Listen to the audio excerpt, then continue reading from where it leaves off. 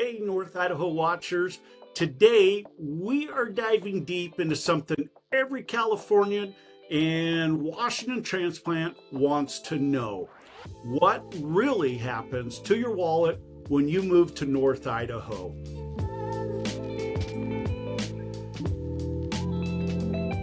Hey, if this is your first time to the channel, go ahead and subscribe below, tap the bell so you can be notified every time we talk about anything going on here in the North Idaho area.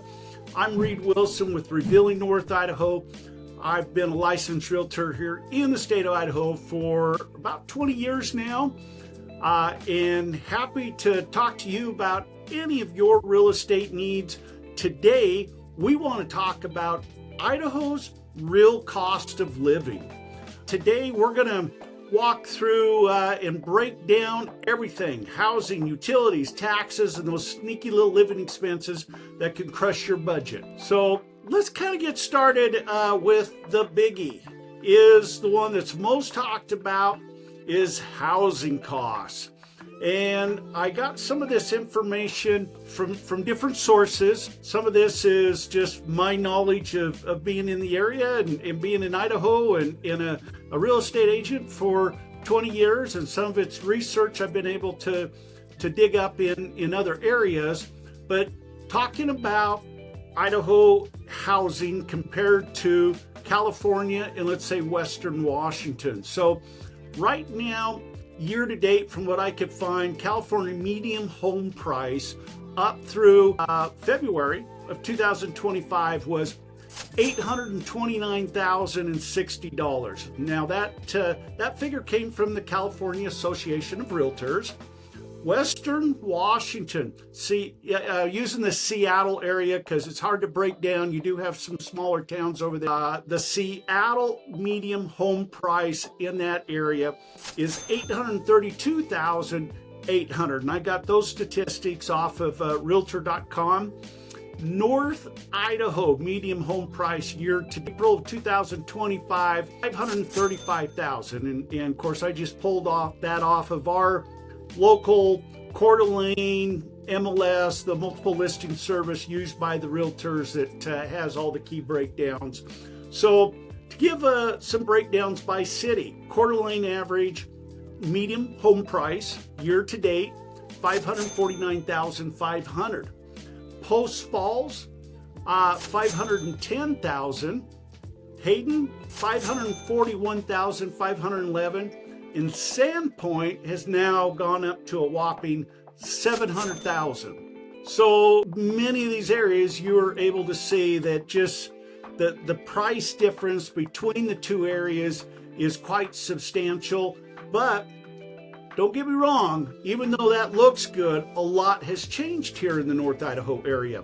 It wasn't that long ago, 4 or 5 years ago, we were actually below the national median sales price sales price for homes here in North Idaho, and now we're over that. I remember back when people coming from some of these areas that they could get a lot of money for their homes in, say, California and the Seattle areas, and able to come here, buy a home, and then also buy maybe a couple rentals or some investment, and we're not seeing that. So depending on where your home is at and where your price point, we're probably still at a better price point here, but you're not seeing the huge gains that you used to see to come up here. And especially if you're looking to have something on the lake or with some acreage, nice big beautiful home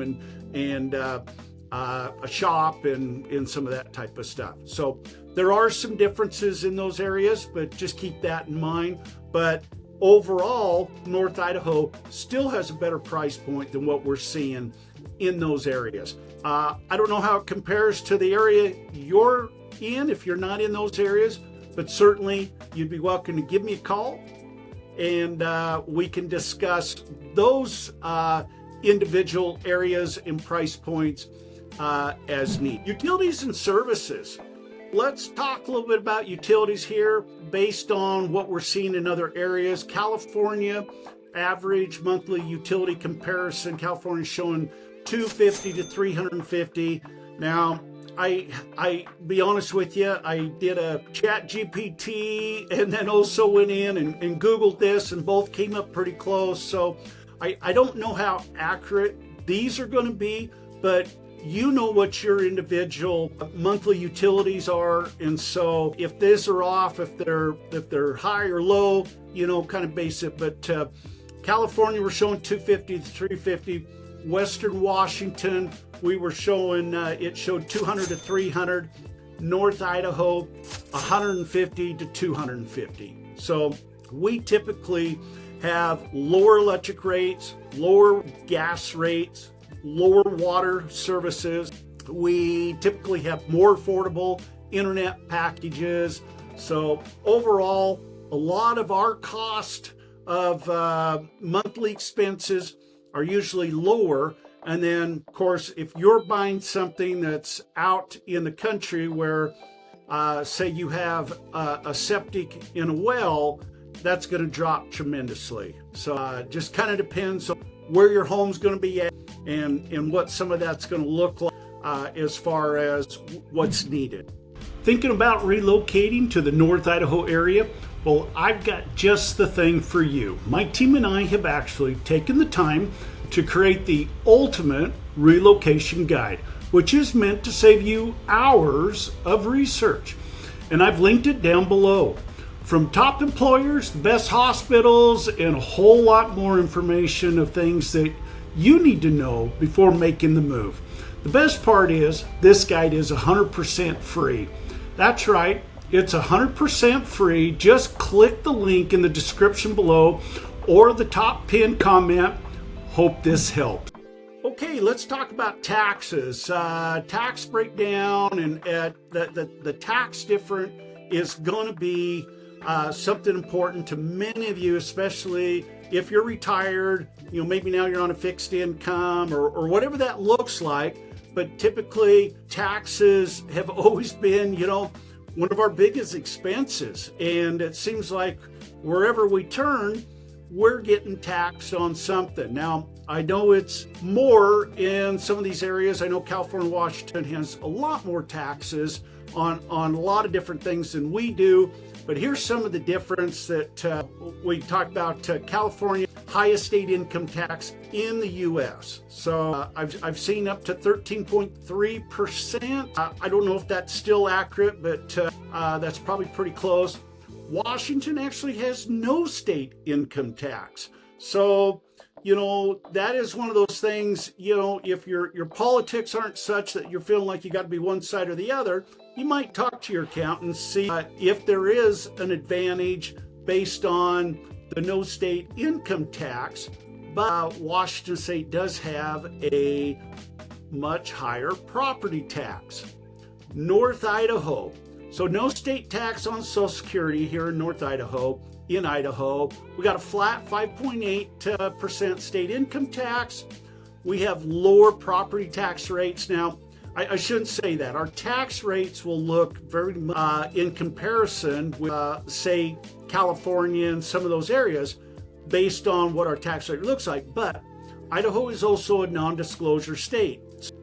We do not get taxed on what you pay for the home. So when you go in and file for your homeowner's exemption, which is another tax break that you get on your you can, when they ask you how much you paid for the home, you can just politely tell them you don't wish to give them that information, and that's completely acceptable.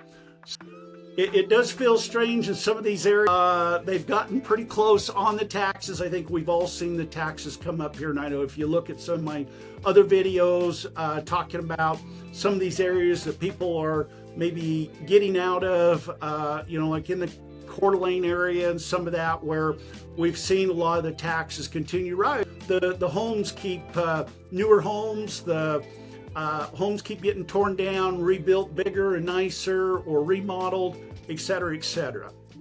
Some of these communities that have a lot of new construction, it's not very hard to figure out what the sales price is just because it's kind of plastered everywhere. But in some of these areas, we've got older subdivisions and older homes we are seeing some of these tax rates on the property taxes have not really changed a whole lot over the years.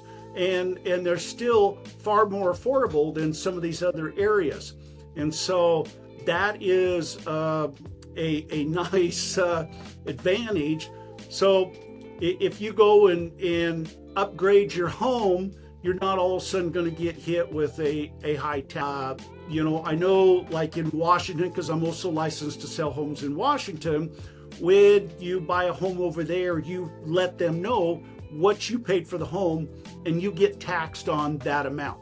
Now in Idaho, we also have what we call a homeowner's exemption. And the homeowner's exemption is they will allow you, if you claim it as your primary residence, to take an addition or up to $125,000 off of the assessed value to lower your taxes. Now, there are some other things. So if you're living on some acres with trees, you can also file an exemption for a timber exemption for having trees. Or if you have ground out there with some agriculture, you can file for an agriculture. And then also, if you're elderly and meet certain requirements, income requirements, whatnot, there are also some advantages there to help reduce your taxes. So there are a lot of advantages there, different things that can help. If you have a certain circumstance, you want to talk about something, like I said, give me a call, shoot me a text. I'm happy to talk about some of those things, let you know if there's an advantage there for you. Let's talk a little bit about living expenses. So a living expense comparison in these areas. So groceries in Idaho compared to, say, California and Western Washington is going to range from about 15 to 20% cheaper. Dining out in a lot of areas, we are a resort destination, so dining out in some of these areas is going to be very similar to maybe the Washington prices. I do get told very often by a lot of my California clients that it is a lot less expensive eating out here, even at our nicer, finer restaurants. Entertainment, we probably have more affordable options, but let's face it, we don't have as many options. So there are some things that go on over in the Spokane area, but if you're over in the Seattle or California, you've got access to sporting events, concerts, et cetera, all those things. So we don't have as much of that here, but our entertainment is typically a little more affordable. And our gas is generally 10 to 15% lower than California or Washington. So many people, even in the Spokane area, because we're only from Coeur d'Alene to Spokane, it's only about 20 minutes. It's very close. A lot of those people will come to state line, just cross the Idaho border to fill up their car because we don't have the same gas prices as they do there. There's a lot of taxes on the gas in Washington. So just the other day, driving as I went past Post Falls, I looked at the gas price, and then I looked again when I came through Liberty Lake, Washington. There was about a 75-cent difference in price compared to Idaho to Washington, and they're both right there by the border. So that's interesting, but Idaho typically does pretty well on gas prices, and so we try to keep that low, and it does help. Let's talk about just a few of the bonus hidden cost advantages. We have much lower vehicle registration fees. Our insurance rates are going to be lower here in most cases here in Idaho.